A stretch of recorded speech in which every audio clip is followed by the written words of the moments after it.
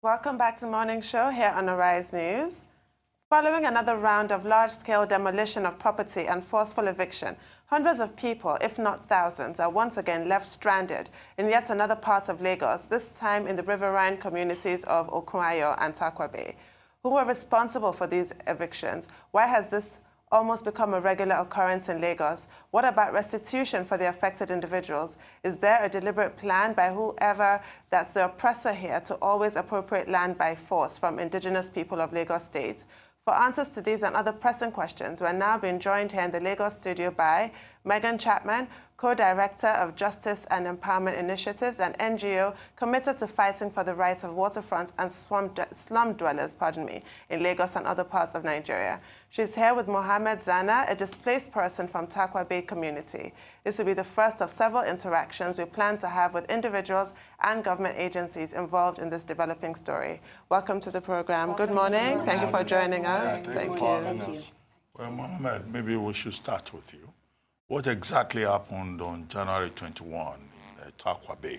The naval authorities insist that, the residents and the communities have been involved in the theft of oil, which is economic sabotage, and also pipeline vandalism, and that they've seen the need to evacuate the waterfront communities. Yeah. But what happened exactly? Yeah, actually what happened on that very side there, we have a court case on a similar eviction of the community called Otodogbane, which we appeal at the appeal court. I'm on my way to the court, and I received a phone call that said the navies are all over the community, and they're giving us an hour, just 1 hour, to pack up and leave, and they start shooting guns all over the places. And when we talk of the issue of vandalism in Tarkwa Bay, people need to understand the strategic location of Tarkwa Bay. Tarkwa Bay is the sea border entering into Nigeria. And as a result, every security operative that you get in a border, there are in Tarkwa Bay. Just name them. NDLA, Immigration, the Navy, Marine Police, the Custom, the Navy, they are all over the waters. And within the land of Tarkwa Bay, we have a military base in Tarkwa Bay. We have a Navy base in Tarkwa Bay. We have a divisional police station in Tarkwa Bay. And we have the civil defense lined up all over the pipeline. If you remember, there was a report that was written a while ago when they started the demolition that they discovered 310 oil wells, some of them right at the guard post of the civil defense. If you have something and you give it to a security guard to guard it for you, and you come back and that thing is missing, is it the security guard you hold responsible or the next door neighbor? Because you have a security guard whose sole responsibility is to guard that place. And if we are talking of crime in Nigeria, the Boko Haram are ravaging the Northeast for how many years? That doesn't prompt the government to go and forcibly evict the whole of the Northeast because there are Boko Haram.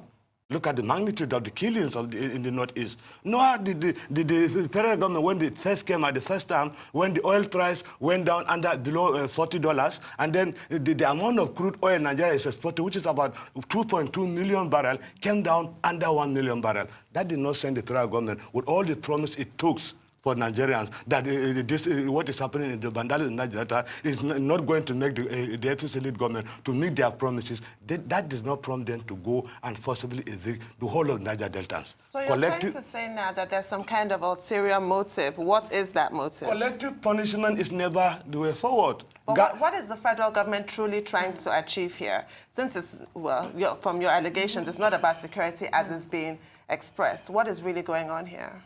From our perspective, as soon as we heard that the demolition, the evictions were going beyond the strict area where the pipeline is and starting to affect entire communities. Tarkwa Bay is a huge community. Okuayo is a huge community, and there's plenty of different legitimate businesses that are going on, innocent civilians that are living there who are being affected by this. So as soon as we started to hear this, we were very certain that this is a land grab. This is prime real estate. It's right on, the ocean, a very, very nice beach that's there. Everyone has been enjoying life at Tarkwa Bay from one time and another.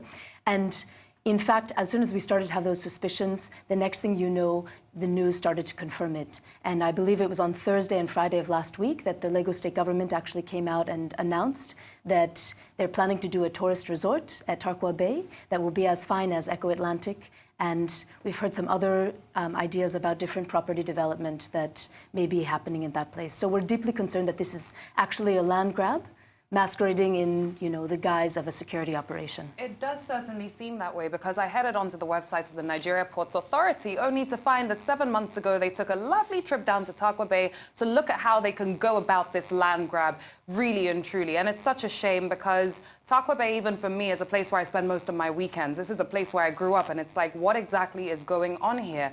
So where are we at now? What is going on now? Where have the 10,000 people literally that are displaced staying? What is the situation this week? Is the population up to 10,000? I guess it's about 4,500. The issue here, when we talk Tarkwa Bay, it's not just Tarkwa Bay. 23 communities. Exactly. Whole thousands of people. Women and children and elderlies. They are all sleeping out in the open.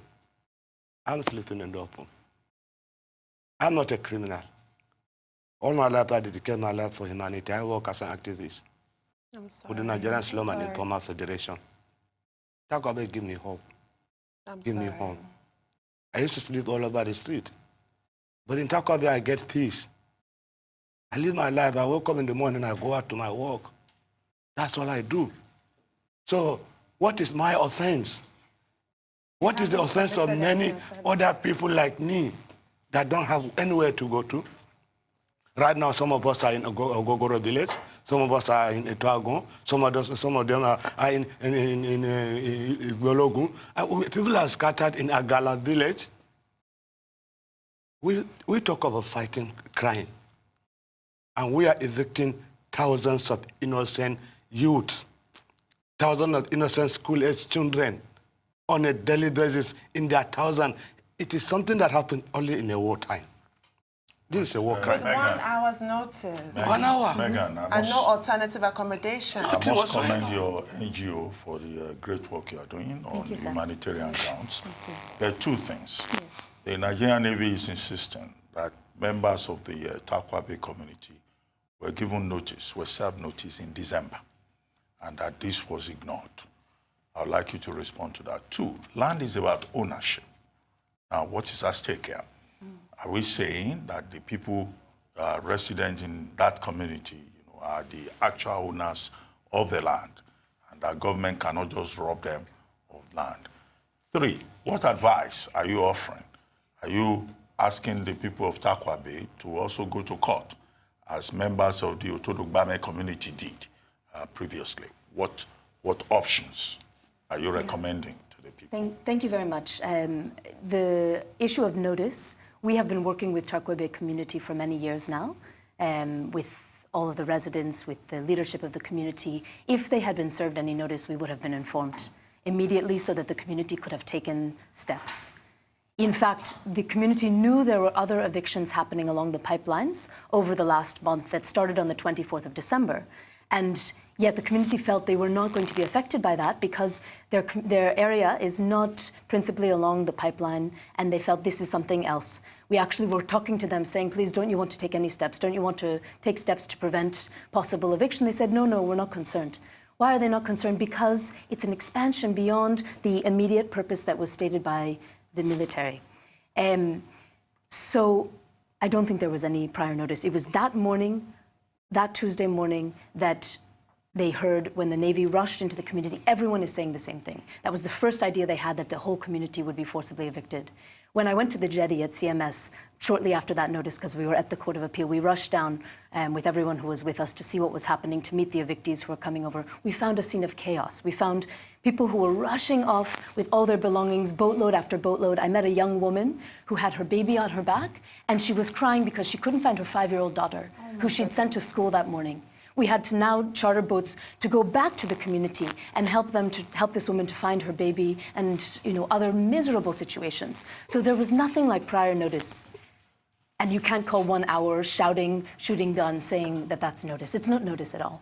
That's on the notice issue. On the land issue, the truth is that all across Lagos, there's patchwork of different interests in land. There's almost no land in Lagos that has clear and contested title. I think that's the truth of almost every community. So from what we understand at Tarkwa Bay, you have areas that are owned by the NPA, that are owned by NNPC, that are owned by the military, but there's also a traditional landowning family, the Onisiwo family, that has a very strong interest in a large part of that community, and many of the people living there are customary tenants to the Onisiwo family. There are other people who've acquired their lands in different ways. There are, chalets that have been there since, World War II and, the pre-independence times. I mean, there's a whole patchwork of different interests, and we can't start saying in one fell swoop that all this land belongs to this or that. But more importantly, the law is very clear. Even if the federal government is the owner of all the land, which,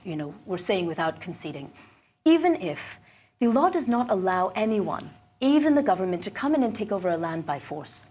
Even the government, if the land is occupied, must go to court, get a court order where the court looks at the different competing claims to that land and gives a ruling and says, now go and execute that ruling, you can now take over the land. Absolutely. And there's nothing like that has been done. So yes, the communities are going to court. And not just Tarkwa Bay and Okunayo, but all the communities that fear that because this thing has gone beyond, we don't know the extent it will go to. All the communities across Onisiwo Island, the communities on Snake Island, because the NPA is now saying that they want to do a port at Snake Island. Wow. There are dozens of communities